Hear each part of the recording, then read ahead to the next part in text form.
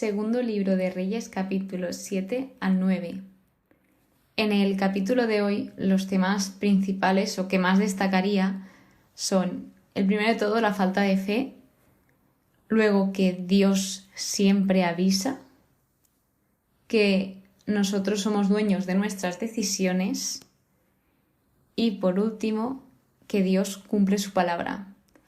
Por lo tanto, comenzando con el capítulo 7, Eliseo les está contando todo lo que va a hacer Dios y hay una persona que no le cree, que piensa que eso es muy extraño. Por lo tanto, a esto Eliseo le contesta: lo verás con tus ojos, pero de ello no has de comer, porque lo que estaba diciendo Eliseo es que Dios va a proveer comida. Entonces lo que hacía este hombre era dudar del poder de Dios, dudar de la creatividad de Dios y por último también dudar del mensajero de Dios, del profeta Eliseo. Y esto se puede ver reflejado en el mundo de hoy. Hay muchísimas personas que necesitan pruebas, necesitan de todo para creerse algo. Yo entiendo que para saber una cosa te tengas que informar o no, pero lo que es ya más complicado es, por ejemplo, en temas de fe, en temas de creer en Dios, que haya personas que necesiten todo, absolutamente todo, aunque muchas veces a estas personas son las que más fuerte tienen su testimonio, porque son personas que necesitan hasta el milímetro de pruebas y luego se dan cuenta o ocurre un milagro frente a sus ojos y dicen: ostras, pues a lo mejor sí que existe. Y puede que esas pruebas se les estén demostrando todos los días y estén pasando por delante de sus ojos y no se den cuenta. Que yo personalmente no fui de esas personas, pero sí que pues yo decía: ay, pero es que, ¿y si Dios tal? ¿Por qué esto? Entonces era un poco incrédula en algunas ocasiones.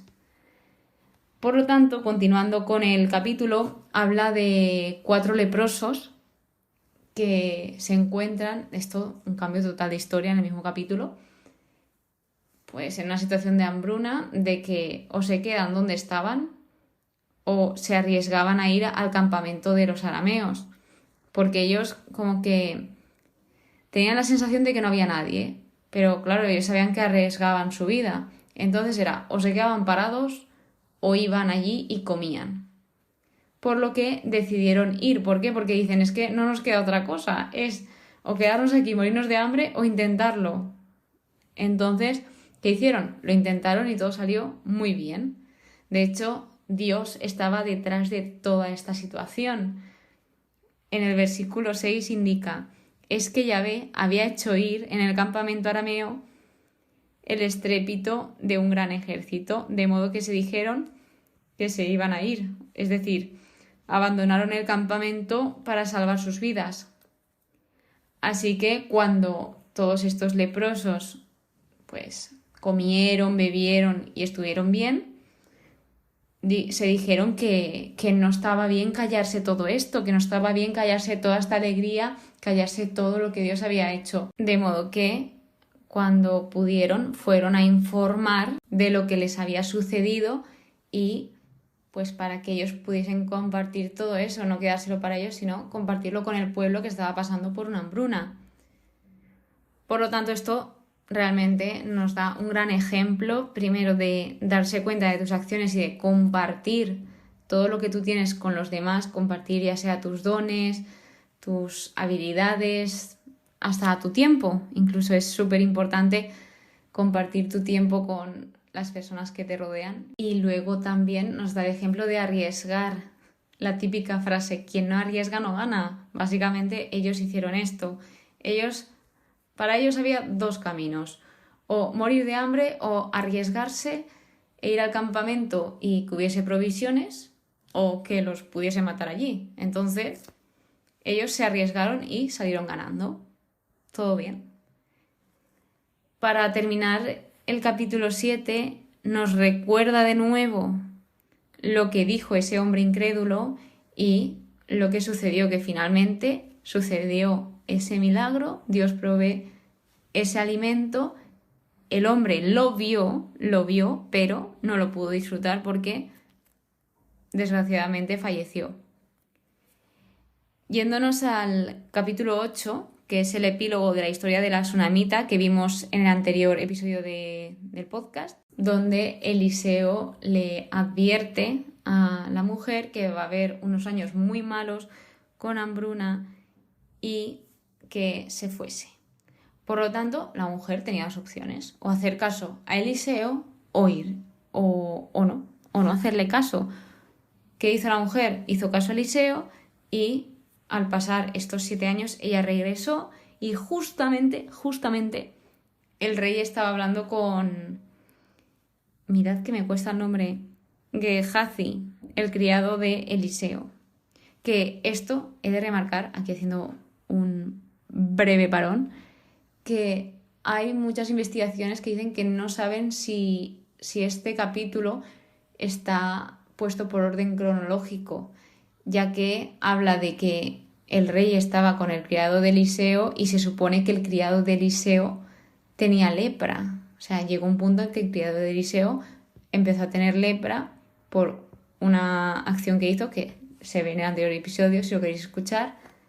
Entonces los leprosos no podían estar cerca de las personas en esos tiempos. Así que no sabemos, pero os lo comento ya que lo he investigado, así para que lo sepáis también vosotros.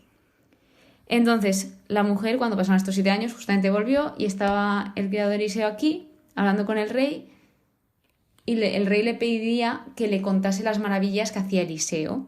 Y justamente cuando le estaba contando lo de esta mujer tsunamita que resucitó a su hijo, ¡pam!, apareció.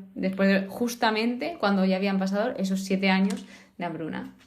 Así que ella misma dio fe de lo que había sucedido.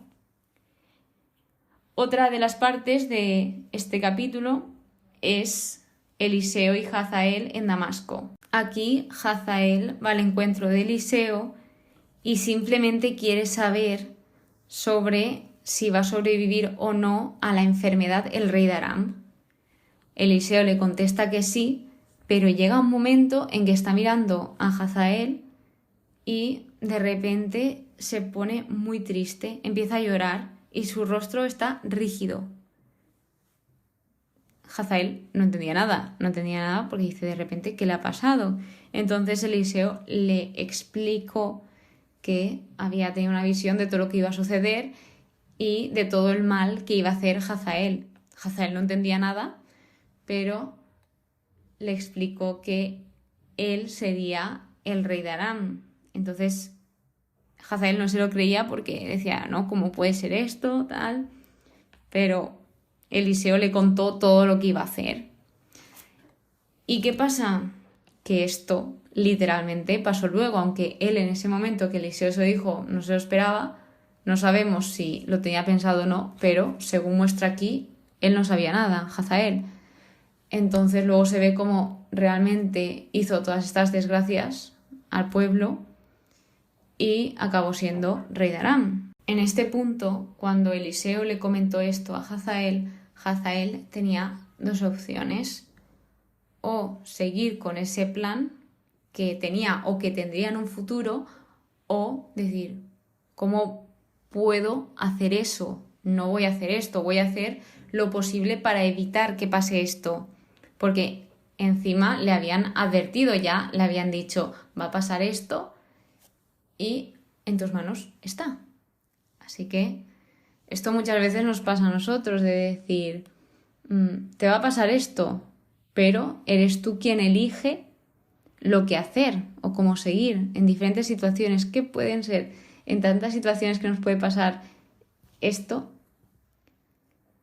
Y luego lo último que indica en el final del capítulo 8 son los reinados de Joram en Judá y el reinado de Ocosías, que la verdad es que en este libro de Reyes siempre están de peleas, arriba, abajo, un reino peleado con el otro. Bueno, aquí nadie se aburre. Y por último, el capítulo 9 habla de la historia de Jehú, que en secreto van a ungir a Jehú como rey, que esto viene de parte de Dios. Es decir, fue Eliseo quien indicó cómo debía ser todo. Y sí, os lo he contado muy resumidamente porque en eso se basan este capítulo y al final, bueno, os he de comentar que hay un asesinato de Jorán y de Ococías, de los reyes, y en el versículo 36 dice: se cumple la palabra que Yahvé pronunció por boca de su siervo Elías. Todo lo que iba a pasar con la familia de Acab y Jezabel. Que Jezabel, bueno, están calificados como los peores de los peores reyes de la historia de Israel, si no me equivoco. Así que todo esto de Jehú y todo lo que fue sucediendo, todo fue para cumplir esa promesa que Dios hizo en su día. Y además, no lo he dicho, pero hubo un rey que fue Jorán, esto es del capítulo 8, que hizo todo lo que desagradaba a Dios. Pero ¿qué pasó? Que Yahvé, que Dios no quiso destruir a Judá. ¿Por qué? Aunque ese rey estaba fallando y estaba haciendo todo lo contrario que le agradaba a Dios, pues Dios no les hizo daño porque le fue fiel a su palabra, fiel a esa palabra, a esa promesa que le había hecho a David en su tiempo. Dice el versículo 19: pero Yahvé no quiso destruir a Judá en atención a David su siervo, conforme a lo que le había prometido, darle una lámpara a sus hijos para siempre. Y es que así es Dios. Dios siempre es fiel a sus promesas y las cumple. No como nosotros, que somos humanos y tenemos errores. Él siempre, siempre es fiel. Y si dice algo, Él es cumplidor.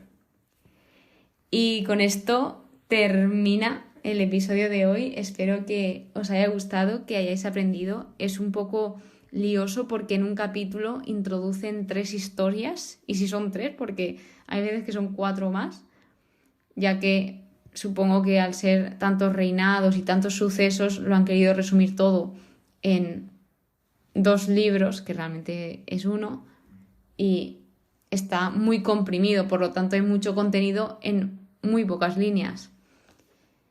Nos vemos en el siguiente episodio y que paséis muy buen día. Que Dios os bendiga.